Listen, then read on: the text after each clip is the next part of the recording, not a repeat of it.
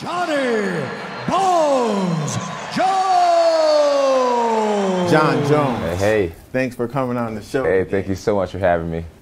You have a big fight this weekend against Glover Teixeira. Yep, Glover. And I've heard you've kind of changed your training regimen. You've upped it up. What have you done? What are you doing differently? You know, I'm training extremely hard for this fight. Glover Teixeira is a guy who, I'll say this will be his first time losing in 5 years. He's won the last 20 fights in a row.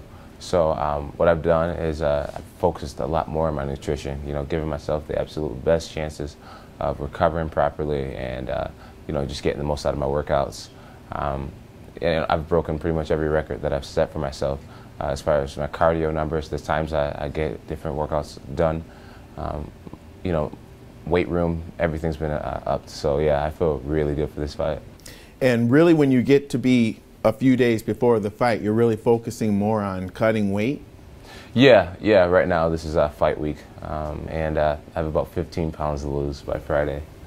Yeah, so yeah, not much time. Tell me about that. I mean, I know you were a wrestler, so you probably obviously know a lot about the science of cutting weight. Yeah, Is it mainly water?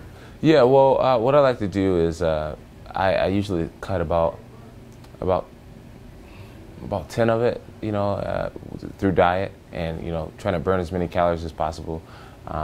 That diet being like a lot of sashimi, raw meats, and vegetable juice. So I do that, and then the last 5 pounds, it'll be all water weight. And that's something I'm real comfortable with because of wrestling through college and high school. So is it just sitting in a sauna and a lot of cardio? Yeah, it's you know, a lot of cardio and a lot of sitting there sweating. You know, I'll put the plastic suit on, we'll get in a sauna, we'll get in a steam room, and just let that water pour. Wow, 15 Terrible pounds. for the body, man, but it works for sure. But it's hard to keep it down. Yeah, well, I mean, the first thing you drink, the weight comes right back. So yeah, okay. I wouldn't suggest cutting water weight as a form to lose weight, but it's a great temporary fix for sure. Okay, so I won't ask you if you can beat him because I know you're going to say, yes, I can beat him. I like that. But what is your advantage? My advantage is my youth, my ambition towards the sport, my passion, my speed, agility, and versatility. Yeah. Okay, where are his weaknesses? His weaknesses, I would say, you know, he's a very powerful guy, but with that power, I think he's a lot slower than I am, physically slower, and he's a lot less versatile. So, big differences. How is your toe? I mean, the last time I saw your toe, really, it was dangling. Yeah, I broke my toe in my Chael Sonnen fight.